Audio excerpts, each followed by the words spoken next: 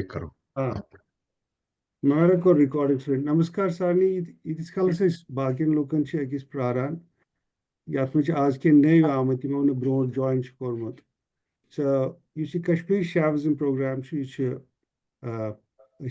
from the KOA Heritage Preservation Program to Karane program support the in the year 2024 you know Patmi Vari Koresh Varya session आज यू session Vijay Dhar ji lead करान यम sessions यमो कर पत्मी वरी ते सारी यम लीड सेशंस आजुक सेशन ये डीप डाइव सेशन ऑन तत्वा विजय जी करन यमन पट कत मगर अगर तो आसवे वुचिन यम लास्ट ईयर मज यम सेशन गए अगर तो तिम आसना वुचिन तिम छ सारी अपलोड करमित यूट्यूब पे तो अगर कंस लिंक आसि जरूरत या कि तो मिलु न सु लिंक तो प्लीज तो वंजो आसि तो अस करो तो सप्लाई तिम लिंक्स मगर one let me hand it over to Vijay ji करी मना तो ओके बेच आख रिक्वेस्ट में अगर नहीं कथ आस करन या क्या वन तेल थो तो तीस कलस पन पान म्यूटस पे बट युथी कथ आसो करन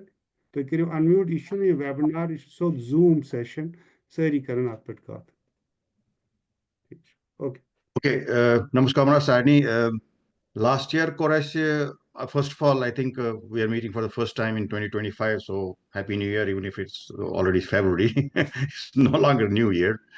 And but also I wanted to kind of quickly recap for those because many of you were not there in the 2024 sessions. So what we did in 2024 at a very high level and 2-minute kind of a recap is that we actually discussed the relevance of Kashmir Shaivism in the 21st century. And that was a theme. And we wanted to kind of show that it's not just learning about our history, but it's also about applying that knowledge and wisdom to the 21st century kind of a societal challenges. So that way we wanted to make it relevant for particularly for youngsters so that we don't sit on the sidelines while the whole world is actually getting interested in this topic. So that was how we started, and then we discussed key concepts of Kashmir Shaivism at a very high level, and Tatvas was one of them. But we spent hardly a few maybe 5-10 minutes to discuss this, and then there were many other concepts that we talked about, Matrika Shakti and the concept of upayas and stuff, but again very high level. And at the end, and actually also before we ended, we talked about the history and we discussed how it's a miracle that this wisdom has survived. And we discussed some of the reasons why how that miracle happened. And that's why, because it was a miracle and that miracle did not happen with many other indigenous wisdoms, it is very important for us to, take advantage of that miracle and keep it alive. And lastly, we also talked about some of the new developments in science and technology and ethics and aesthetics and public health that are all making this knowledge and this wisdom very relevant even today. And so after that, we spent a few sessions talking, discussing some specific lalwaks and tried to kind of put them in the perspective of what we had learned in Kashmir Shaivism. And what we are going to be doing today, this is our first session in 2025. We're going to do a little bit of a deep dive in Tattva model that is at the basic foundation of this Kashmir Shaivism. So let me share and see if hopefully everything is working fine.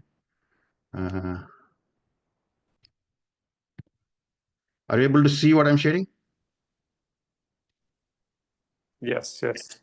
So I'm going to start, the outline is I'm going to start with, and by the way, we are not probably going to be able to finish this deep dive in one session. I'm sure we'll not be able to finish it in one session. We'll probably need at least 2 sessions. And so let me just tell you what the overall outline for this is. So first of all, I'll talk about this new book that has been just released after we met last time. And then I'll talk about these elements, the concept of elements in physics, and how that is different from Tatvas as we understand that in the Trika Shaivism, that is Kashmir Shaivism. And then we also talk about Tatvas before and after Kashmir Shaivism, how Kashmir Shaivism changed this model. It's not that the model was not there before, it was there, but how Kashmir Shaivism changed it. And then talk about how foundational this model is to comprehend Trika. And we'll talk about the tattvas in the objective creation. We'll talk about the tattvas in the objective come subjective creation. And then we'll talk about the pure uh, tattvas in the subjective realm only. This is where we'll talk about the transcendental kind of subjects. And then finally, we'll do some reflections together on this tattva model and how valuable it is or not. So that's the overall outline. So let me just talk about this new book that was just released, I think in November, which is just before we met last time, but I had not seen this yet. I had seen it, but I did not get a chance to talk about it. So there's a new book that has come out, Shiva to Schrodinger, Unraveling the Cosmic Secrets with Strika Shaivism and Quantum Insights. So this is basically this guy, Dr. Majumdar, who is assistant professor, and he has actually done a lot of work in India. But before that, he was at the University of Cambridge, and he is now scientific advisor to the government of India. And he's been working with some Nobel laureates in the past, and he's actually part of the National Quantum Mission in India, and he's done a lot of very in-depth kind of physics research and published a lot of papers. So he's not a physicist like me. He's much more deeper and he's current. So he shows the remarkable alignment of ancient Trika with the cutting edge modern quantum physics, and then he does a deep dive to show how physicists are trying to comprehend what Trika anticipated. And they're struggling with some of the things that Trika was kind of talking about back then, in about 1,000 years ago, and how it has become a beacon illuminating a deeper understanding of ourselves and our universe. So so that was the book. And by the way, the book is you can look for it. It's he has given a lot of YouTube lectures also on this, so you can listen to it in case you are interested. So let me just talk about the concept of elements in physics versus tattvas in Indic knowledge systems. So I'm not talking about Trika as such here. I'm talking about the overall Indic knowledge system. So in the classical physics, we have this periodic table coming from Mendeleev, who depicted all these elements in the periodic table of elements based on chemical and atomic attributes of matter out there, which is like outside our body.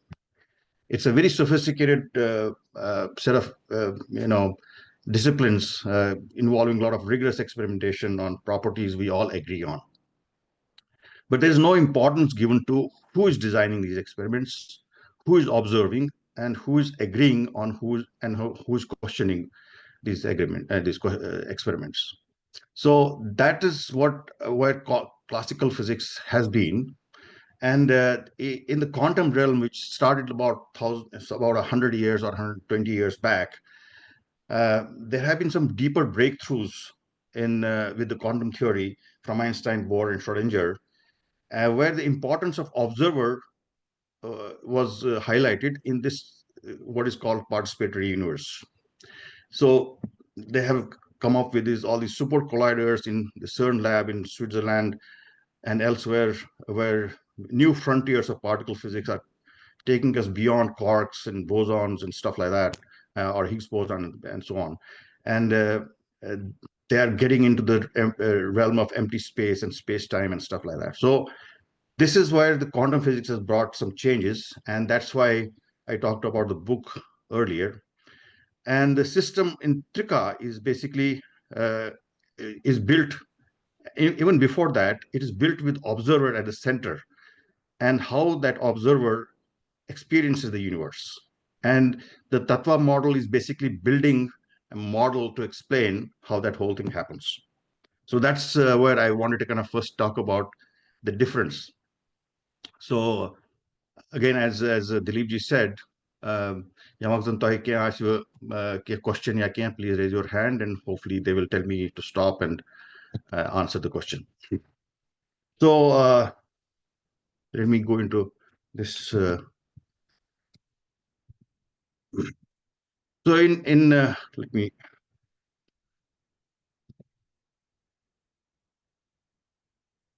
Ashwini, कैसा चाह सांस? Control or this and hide actually. Wanna go dot Control, Alt, Shift, and hide. H. H. Okay, go. Okay. Good. So, before and after Kashmir Shaivism, Tatvas are the foundational building blocks of creation. They represent a mystical geography of conscious experience or awareness of individual. And Shiva, so individual and Shiva are same in Trika's system. And we'll understand more of that as we go. So here we are really talking about the who that is absent in classical physics, and just it's all just being recognized in the quantum realm now. So that's the difference. And there are most basic elements, the tattvas, that are earth, water, fire, air, void, which is all also found in non-Indic systems like Greek system, even before Alexander came on board and interacted with India. Even before that, there was interaction where these same basic tattvas were actually a common understanding between the East and the West. And then in addition to that, there are 20 more tattvas, including the 5 sensations, 5 organs of action, 5 organs of knowledge. And then in addition to the 5 organs of knowledge, intellect, nature, individual, etc. All of these are sets of 5, and we'll talk about those. And these sets of 5 help in the process of subjective perception. So subjective perception means there's a subject who's perceiving the objects, and how that perception happens in the subject of the objects is what these 25 tattvas will explain. And these 25 tattvas are common with the most Indic systems that developed before 8th century. And some of these developed like before, even 1st century, before Christ.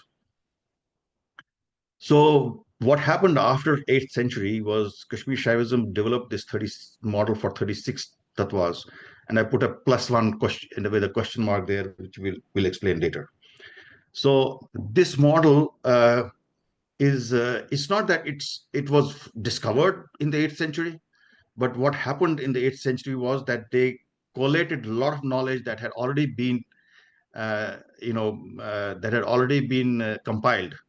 That knowledge was integrated in Kashmir Shaivism, mostly by Abhinav Gupta and some of the other great acharyas, and they put it in the form of a model.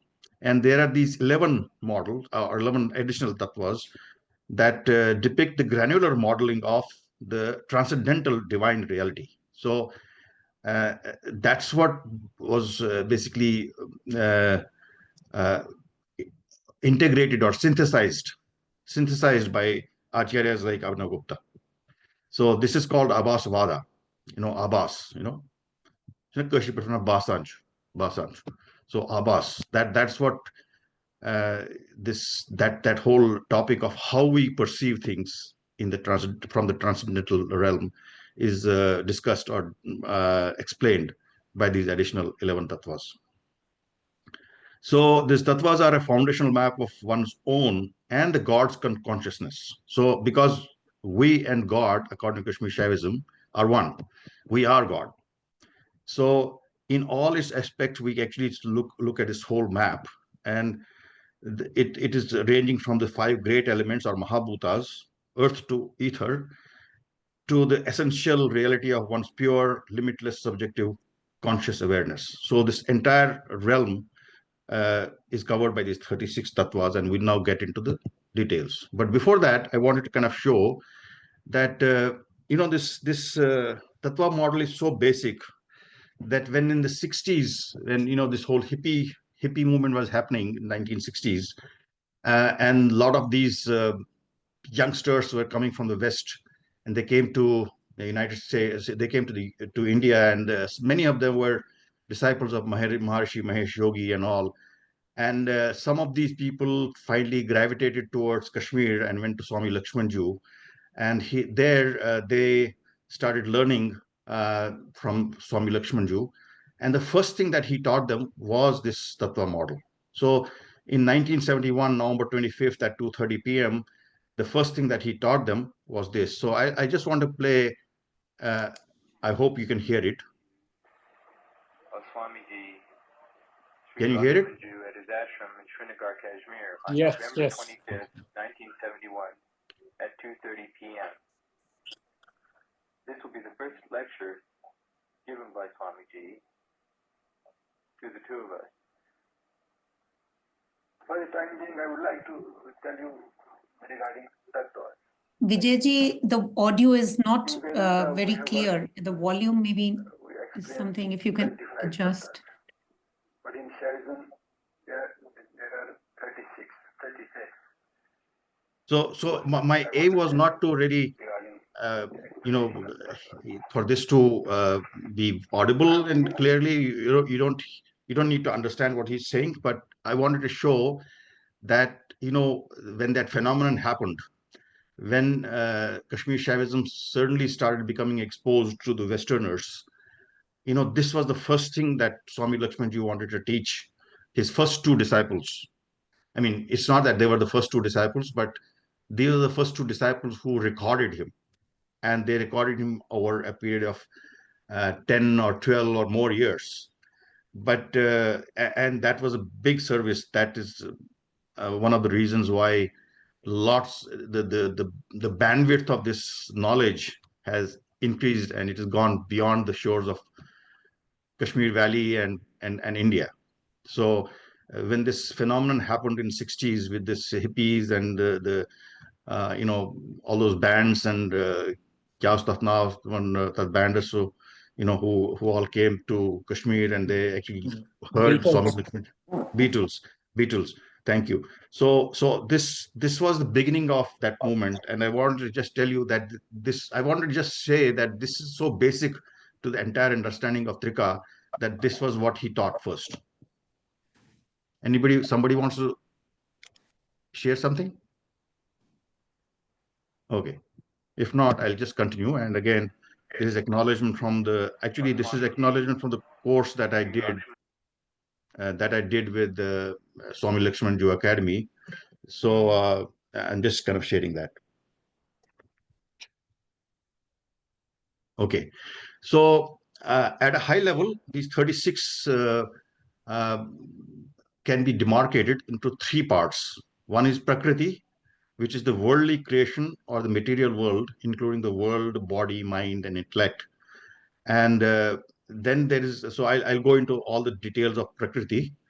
And then there is Purusha, the limited individual being entangled in the world of worldly creation, that is Prakriti. And how that individual Purusha experiences in this world. So all of that we'll discuss. But Purusha is the next level, which includes the body, mind, intellect, and all these other states, and because of all these elements in this up to the Purusha level, we have this, the suffering and the sukha or dukha or moha, whatever these are, these limitations that we experience, and how we experience them because of these elements. We'll talk about that. And the highest level, of course, is Shiva, the purest and the unlimited being, which transcends Prakriti and Purusha. And Purusha and Prakriti are just Shiva and Shakti playing in the role of a limited being. So that's we'll explain what those limitations are, how they get limited, why do they get limited, why do they, how does this whole thing unfold? And then there are 6 of the 11 tattvas in the Kashmir Shaivism, which are these 11 additional tattvas, are 5 Kanchukas and Maya, which also we'll discuss. These are the map of limitations that the Purusha for the Purusha that limit his experience of Shivahood, or his or her experience of Shivahood. And then there are these five highest tattvas, which are purely subjective, Shuddha tattvas, that include Shiva and Shakti, but they are not only Shiva and Shakti, there are more. So we'll talk about that. So at a high level, I want to build this picture to just give an overview of some of these individual tattvas. So the first are these, at the bottom, these are these five, and I'll talk more about these. Mahabhuta, the five great elements, which is Akasha, Vayu, Tejas, Jala, and Prithvi, which is basically earth here, water, fire, air, and ether. And this is what I was saying, these are the Mahabhutas that are also in the Greek traditions, Greek wisdom. So this is the foundational one. This is the grossest one. Okay. And then there are these tanmatras, the five sensations, hearing, touch, form, taste, and smell. And they have, of course, the Sanskrit words with them. These are the five sensations. And these tanmatras are actually very, very subtle concept, which are not as obvious as it looks here. It's not simply hearing, touching, form, taste, and smell. It's very subtle. And we'll talk about that a little bit more on the next pages. So these are the five sensations. And then these are the karmendriyas. These are the organs of action with which we act in our life.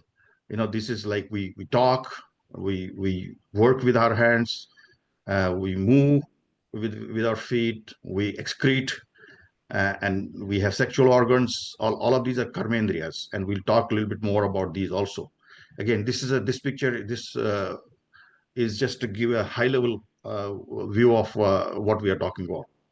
And then there are these janendras, or knowledge, or organs of knowledge.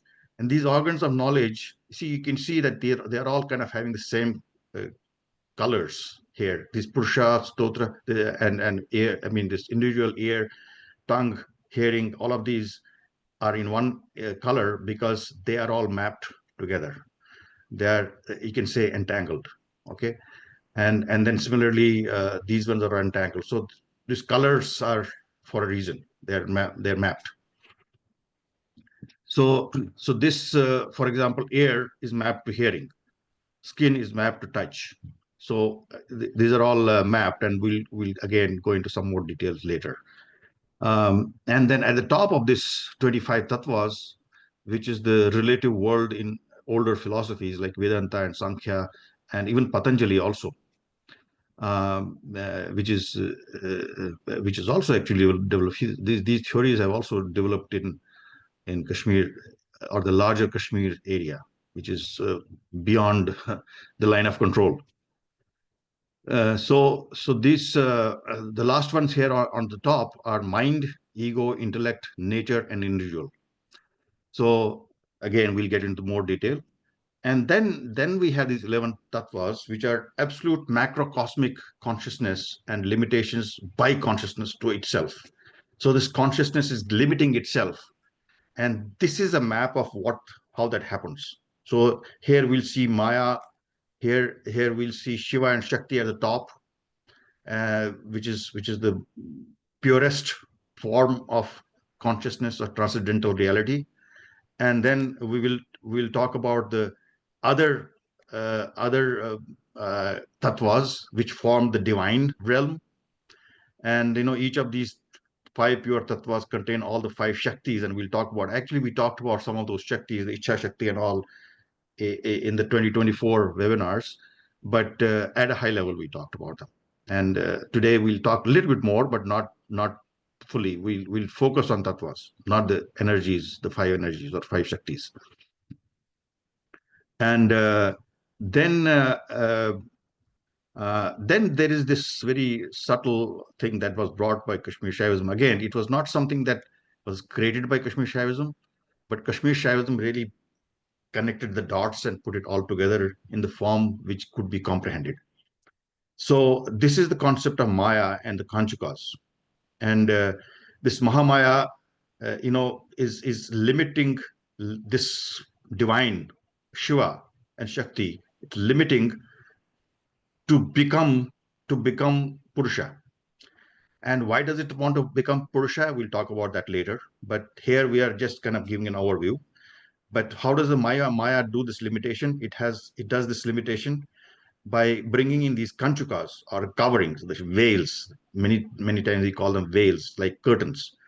And there are 5 different curtains: the limited action, limited knowledge, limited attachment, limited time, and limited space. And of course, they have got the Sanskrit names here. And these limited or limitations, veils, and the malas that we talked about here, the Maya, it has got malas or impurities, which also we'll talk about a little bit more. And they conceal Shiva from the Purusha. So Purusha is at the top of this whole realm, and the Purusha is experiencing this Prakriti, which is all of these things. And but in this experience of Prakriti, Purusha is limited because he is having these veils in front of him or her, and he does not see the Shiva and Shakti in himself or herself. He sees this whole play, the worldly play. And what's the purpose of that play? Why does this whole thing happen? And all, we'll try to talk about that. So these malas, they depict duality. This whole Prakriti, this whole thing is dual. It's a world of duality, which is not how it is actually. Reality is that there's no duality. There's monoism or non-duality. That means there's only one reality that there is, and that reality is Shiva Shakti, and that manifests itself in all these Purusha, like you and me, and the atoms and their quarks and everything else. And we'll try to decipher that more. Okay, and we talk about this Om Bhur Bhuva Swa, right?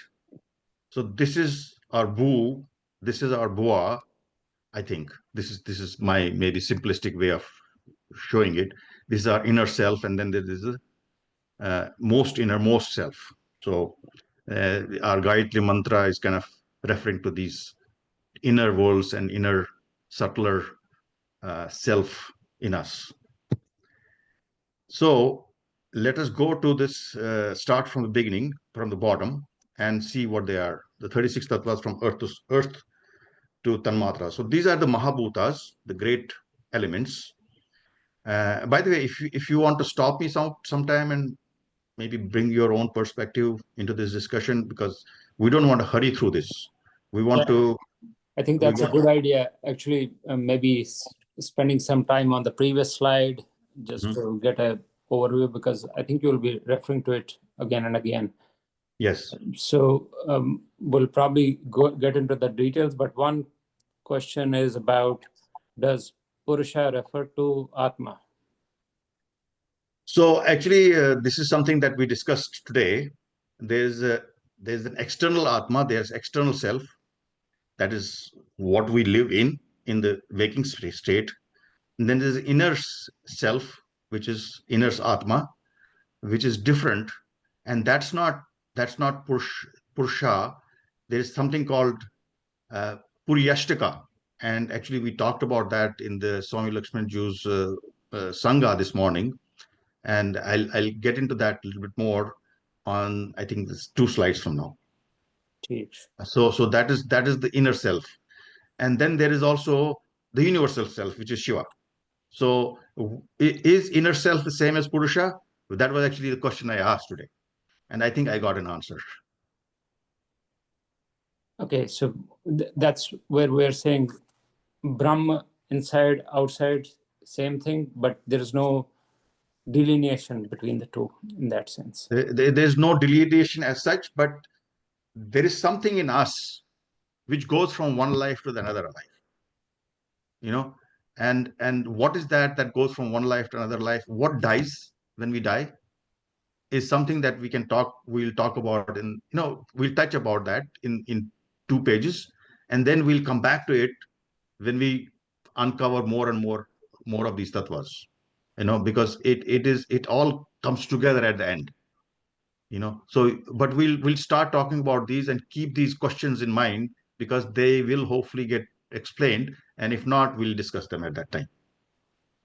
But this is a very important question which I did not have an answer, and maybe even today I don't have an answer, but at least I got some clarity this morning about what's the difference between this Purusha in this and the inner self, which does not die. Okay. Okay. Does anyone else have something to discuss? Bemashke, any questions about this? So I have a question. So what you're saying is the Purusha is your outer layer or your physical self, and the rest of it is your inner self or your soul, which goes from one body to the other. Is that correct? There is something of that sort, which is between Shiva and Purusha. Got it. Vijay ji, is chart mein there is no depiction of soul as a tattva in all of these. No, soul is not a tattva. Soul is not a tattva. So why, as I said, sorry. So why are we confusing then Purusha with soul? I just want to understand that. Basically, this is a question that everybody has. What is the soul, and how does this tattva model kind of explain that? You know, so that's why I was trying to answer that question about this. You see, in this we said Prakriti, Purusha, and Shiva.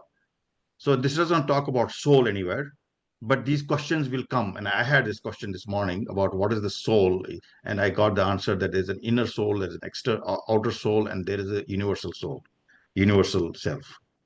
So that's why I think soul is not there in this model, but there are some discussions about what the soul is. What is the internal soul? Maybe soul is Maya. You know, we don't know it. We just keep on talking about it. No. No, actually, I think there is something that we'll discuss in 2 more pages. Just have a little bit, yeah. So we'll discuss in 2 more pages. We won't answer that question in 2 more pages. We'll try to answer that question in probably 4 or 5 pages after this. All right. Thank you. And the way this is organized, it looks like it's the entire continuum, right from Paramatma down to the basic elements. Correct. So we have to fit somewhere in between. Correct. Yes, exactly. We are there everywhere. We are already in that right quadrant. Right side is there where we are actually, and the left side is where somebody else is, and there is a barrier, which is this six things are a barrier between someone else and us. This barrier is making us believe that we are not that someone else. But in reality, we are that someone else. Yes. And why does that barrier, what's the reason for that barrier, and what purpose does it serve? We'll also discuss that. And this barrier is 2 ways also. It also is like Shiva. It's the same for us as is for Shiva and Shakti, right? They don't believe that they are Purusha, right? This barrier is when they are in the Purusha form, they don't know themselves that they are Shiva, because they are actually trying to make themselves Purusha so that they can do stuff that they cannot do as Shiva and Shakti. So that means they try to be us and we try to be them.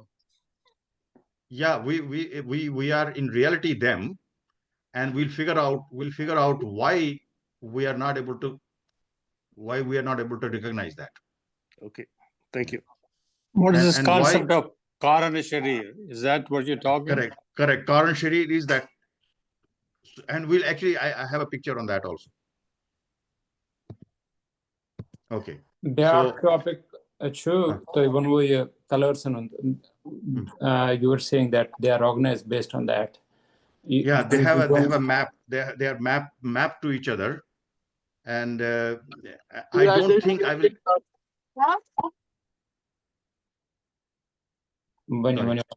I'm not sure that I'll be able to answer exactly how the mapping happens in this Tatvas discussion, but we will touch upon that, why the mapping is there, and why that mapping is important. See, in this physics, we talk about this entanglement. Everything is entangled. And, in fact, 2022 Nobel Prize went for that, proving that everything is entangled. So in this model also, there's an entanglement between this individual and all of these other tattvas. Okay. How that I'm not absolutely clear about how that mapping happens, but we'll touch upon that. I'm sure with other, you see, this Tattva model is just a small piece of the entire philosophy. Entire philosophy has got a lot more, you know. A lot more means it's like not 10 times or 20 times or 100 times, it's 1,000 times more. But this is just the foundation of it. So this mapping and all is a very complex subject. We'll discuss that also. But you know, when I went for the the Kashmir retreat under this Swami Lakshmanju's group in 2023, they explained lots of other these mapping and all, and it became a little bit more clear. And again, you know, I have started. One second. I have started learning this only 10 years ago. Till that time, I thought that what the hell are we doing this? You know, this we believe in all these rituals and all that stuff, and this is like dark ages. What the hell are we doing? This makes no sense, and no wonder our kids don't, you know, resonate with this whole thing. But 10 years ago, I started learning this, so I have learned very little compared to what needs to be learned. So I will not be able to exactly explain all the mappings, but I'll try based on whatever I have learned so far. That is the plan. Thank you for all that effort. Let's go. Yeah. So I talked about these Mahabhutas, and this Mahabhutas, this earth, water, fire, air, ether, this is what we see. This is what we see. This is what universe is really, matter is really made of. You know, our body is made of 72% water. Okay. And this earth is also made of 72% water, the planet. So this is what we see, this water, earth, and fire, which is the cause of the combustion that actually is happening also even in our cells, because of which, you know, the mitochondria are actually able to create the power that is necessary for every cell. That's fire. And then air is the Vayu, which is you know, which is mobile, and we know what air is. And then ether is the vacuum, or the stuff, the tattva that gives way for all these other four to fill. So it's the vacuum. It's closest. Ether is it's not perceptible. It's like vacuum without air, which gets filled by other Mahabhutas. So you know, I just while I was kind of researching this, I found that water is in Sanskrit called up, and you know, we thought that, you know, in Kashmir we call it point, and Muslims call it ab, but actually that is also rooted in Sanskrit. And yeah, I learned something new when I was preparing for this. So anyway, the 5 great elements or Mahabhutas, these are the ones we perceive directly in the universe around us. These are common to all Indian and even Greek and other non-Indic systems. And then there are these tanmatras. These are very interesting things. Sensations and smell, taste, form, that is roop, that is the form that we see in others. Like this is a stone, this is a mountain, this is a pretty woman, this is a handsome man, and this is rupa. Okay, and then there's touch, and shabd, the sound. So smell is not really smell, but it's a storehouse where the smell resides. Similarly, taste, where the impression of taste resides. So it's not on the tongue.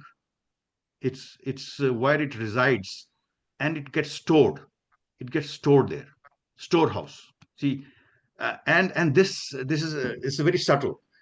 This actually is, these are the 5 things that remain in the soul, that we call the soul, and it does not die with us. By the way, the storehouse does not die with us. We carry it along to the next birth, next life. So there are similarly, you know, this form and everything. It's like, you know, we are in this room. I'm in this room, and there is so much vibration in this room that I don't perceive. but they're all stored here. If I want to call somebody in my village in Vicharnag in Kashmir, and I pick up my phone, I call, and there is some sound, there's some vibration in the room, which is connecting my phone to that place. So this whole world is full of these vibrations or these signals all over the time, and they're all there, but we don't see them. It's all there in the storehouse, and we just pick them up. I'm just giving an example of something. We just pick them up, and we think, without thinking, we got connected. I got connected to this man in my village, and I'm talking to him. But how does this whole thing happen? Of course, there is physics behind it. There is, electronics behind it. There are these, modulators and demodulators and all these things that are happening, because of which these signals get carried through. But this is just an example of how all the storehouse of signals from Timbuktu to Vicharnag to anywhere else is there all around us, and we just pick from it whenever we want. So like that, these tanmatras, whatever we see, whatever we perceive, whatever we hear, it gets stored in that. And so many times, we don't even notice it, but that 5 years from now, certainly we see something and we certainly recall, oh yeah, this I had seen it there at that time. So this is happening because we are taking it from that storehouse. So these tanmatras are sensations that get stored. They're in a storehouse, and this storehouse goes with us. And it's part of there's some concept I've learned about called Puryashtika. Pur means Puri, like the city, Puri, that's the Sanskrit name for city. The city of 8, Puryashtika, 8. And those 8 are these 5 tanmatras and 3 other things that we'll learn about in 2 more pages or 3 more pages. So these things form that soul which does not die. So you must have seen, every day, there are millions of these near-death experiences that happen all the time in all the hospitals, all around us. They happen every day, right? And near-death experiences, like I think I have a National Scientific American on my table somewhere, which actually talks about this and how the near-death experience happens, and then how in that state we carry these things with us. And they say that these tanmatras are also something that we can tap into in the next life. There are some cases where actually Swami Lakshmanju gives a story, or these people are giving stories about how some Kashmiri Pandit lady came to Swami Lakshmanju and talked about her son who had this problem, and then they found that he was carrying that whole baggage from the previous life. So I just wanted to say that these tanmatras are very subtle elements, unlike Mahabhutas, which remain, and they are part of this Puryashtika that we carry from one life to another life. And by the way, the living, waking up state, we are in this state, but when we dream, when we are in dreaming state, or when we are in deep sleep, we are more like this Puryashtika state, where this tanmatras, the storehouse of these sensations remains, and that manifests in those dreams, and then even in the dreamless state, they are still there. So I just wanted to kind of show that this tanmatras are really part of that thing that we carry from one life to another life. The other example that is given to demonstrate this is basic things, tendencies that carry from one life to another.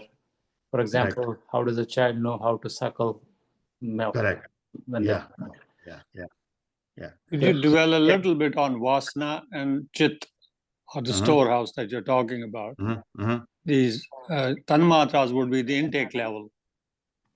Right. I mean, it's not only intake level, they are actually in the storehouse. This intake is the nose, for example. Yeah, that is the physical thing. I'm talking about where does this storage come in? which is known as Chitti or Chit. Yeah, I think so. I think that's true, but I'm not very clear about it.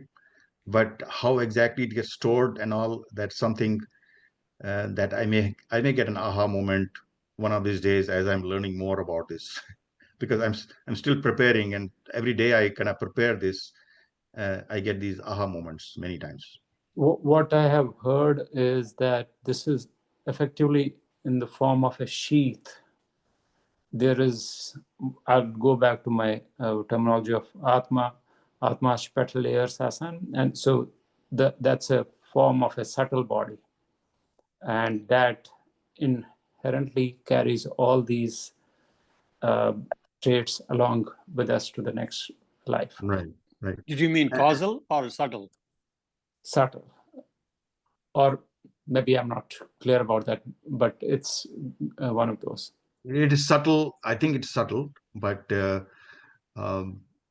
you see, there was some thought that was coming in my mind about this. When we carry these along with we'll talk about the intellect, ego, and mind. Right. They are also part of this Puryashtika.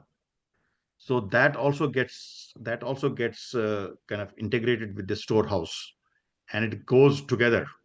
And what form it takes and all, we don't know. Actually, this is I have heard. I have not actually done it, but I heard that there is this Garuda Puran, which actually delves on this in much more detail. This whole concept of how we go from one life to another life, and then what happens in that other life, and then how it goes to the next life, or how it does not go to the next life, and all that stuff. There's a very detailed model for that in the Garuda Puran, I heard. So, Vijayji, I have a question here. I mean, I know we are discussing this, but Garuda Puran is different.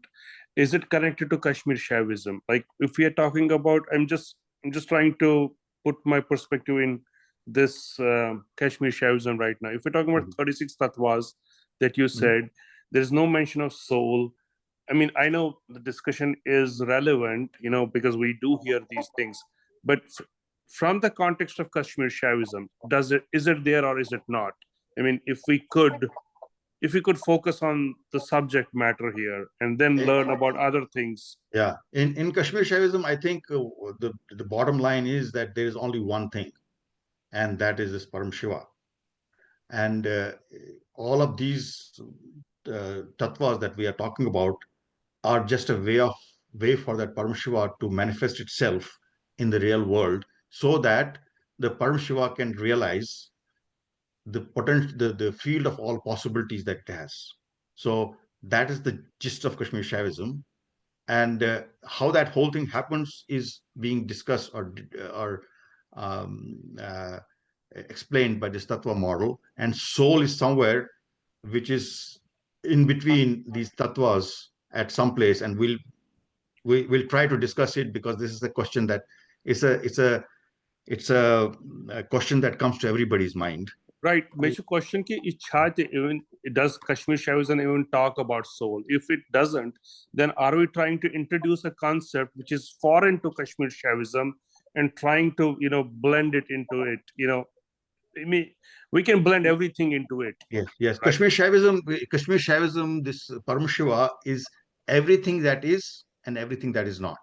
It's everything. So if somebody is having a question about soul, it's also part of Kashmir Shaivism. If somebody is having a question about some whatever excrement somewhere, whatever it is, it's also part of Kashmir. So Parama Shiva is the field of all possibilities. It's everything that is and everything that is not. So that's why you cannot exclude anything from Kashmir Shaivism, and that's why it's a profound non-dualistic wisdom that people are taking a lot of interest in now. So I just wanted to kind of understand, what do we mean by soul? We mean Atma, and that's Atma. Atma is really it's a word, I believe, for a person's consciousness and identity. And if we are saying that, and I think Kashmir Shaivism in many ways does allude to the concept of consciousness. Yes, it does. It also, I think it also alludes to inner soul, outer soul, and the universal soul.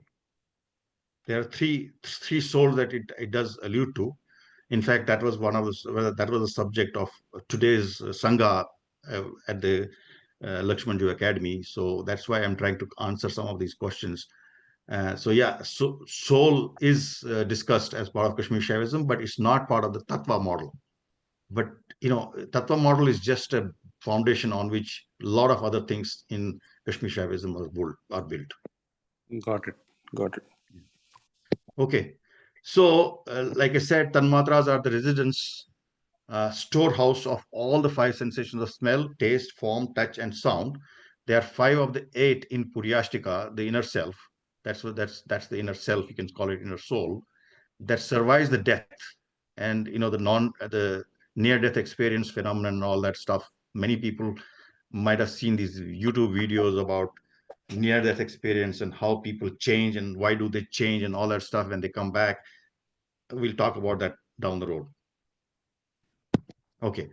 So objective creation and alignments of 5. So we talked about these Mahabhutas, 5 Mahabhutas at the top. We talked about these Tanmatras, which are the 5 storehouses. Then there are these Karmendriyas, organs of action. And then there are these Janendras, organs of knowledge. So all of these are pre-Kashmir Shaivism, by the way. All of these concepts are there before that. So we talked about Mahabhutas and Tanmatras, but the next one is Karmendriyas. So I have 5 more minutes, so I'll try to finish this part. There'll be 20 so we will have covered 20 of the Tattvas, and then we can go to the more subtle and harder to understand concepts, which will take more time. So these are the like Karmendriya, the organs of action. This is how we excrete and we walk and we work and we talk and stuff. So these are like tongue is the organ of speech, and hand is the organ of this action and stuff. So these are the Karmendriyas, and then the Janendriyas are the organs of knowledge. So again, when we touch, when we taste, when we smell, they are processed. Those signals are processed by these organs of knowledge, and they become knowledge in sort of sense. So it goes into our intellect, mind, which are the next 5 tattvas. Intellect, mind, and there are these internal, the ego, ahankar, ego, all of those things, they catch that. And then this whole thing comes together, by the way. In fact, before I close, I want to kind of show you, I'm going to be talking about this mind, ego, intellect, and then we're going to talk about nature and individual. But whole thing comes together. I want to show you this thing. It all comes together in I should have moved this picture here. This is our true self, and then these are the 5 Mahabhutas, and these are the shells that separate us from the true self. So all of these things that these Tanmatras and these and the organs of action and all those things, they all work together, but they make us functional in this world. So it's like we are playing, we are acting in this universe using all of these different tattvas or these powers in us, and then there are these different techniques that are used for us to gain control on each of these mental, intellectual, physical levels. So this all comes together, and I'm just showing you this not to explain this, but to show that this whole thing comes together. It will come together once we reach that level. So, but I want to kind of maybe stop there and leave a few minutes for any other thoughts, questions. But these are the instruments. By the way, I should say that instruments like frequency analyzers. These are Janendras, the real smelling is happening in the antahkaranas, in the subtler body, and these are the next 5 elements that I'm going to talk about. So they all look like they're all aligned. These alignments, they seem to be common sense that, hey, obviously, what we smell is going through the nose, and there are these sound and tongue and ear and all that stuff. There's some alignment here, but there is something else. For example, these ahankaras that explain how this whole thing comes together, and we'll show that next. So again, Samkhya, the entanglements or the bondages through the tattvas are happening because of these bondages. These they're all connected, and I'm going to be showing these internal organs, mind, ego, intellect, and all next time. And these are the 3 antakarnas, and these are the 2 interdependent tattvas called Prakriti and Purusha. We'll talk about these next. This is an interesting and subtler kind of a discussion, but I today try to kind of talk about these 20, then this 5 more. This is what was pre Kashmir Shaivism. Vedanta, Patanjali Yoga also was 25 only. And, these are all entangled mass of 24 tattvas that brings ignorance and dukkha to the Purusha. And Purusha wants to be an ascetic. In this Samkhyan philosophy, Purusha thinks that this whole thing is just a distraction from me, because I want to be Brahman, because that's my true reality. And I want to get rid of the entanglement with this 24 tattvas, and he wants to become ascetic. And that's why Vedanta and all these pre-Kashmir Shaivism philosophies encourage that, sannyasi. They want to become sannyasis. Whereas what we'll discuss later in the next sessions will show why Kashmir Shaivism does not subscribe to that philosophy. And it talks about living in this, in this set of 25 tattvas, and using them to realize my true self. That is, recognize my true self using this prakriti, and using these powers that I have. Thank you, Vijayji. I think we're on time today. Thank you so much for everybody to attend this particular very deep dive into the tattvas and some key concepts of Kashmir Shaivism. So what I'm also going to request everybody is that we have this WhatsApp group. If you have some thoughts about this particular session, something that needs to be covered, or any questions, please continue the dialogue in that WhatsApp group that's dedicated for Kashmir Shaivism. And also, if there are any ideas that you can help us and Vijayji to improve upon that, then that'll be also great. So please remember that there's a WhatsApp group, and continue the dialogue in there until we meet the next time in the same Zoom. Yeah, and also wanted to kind of say at the end, before we close, that there is a course on tattvas that is done by Swami Lakshmanju's academy, and that course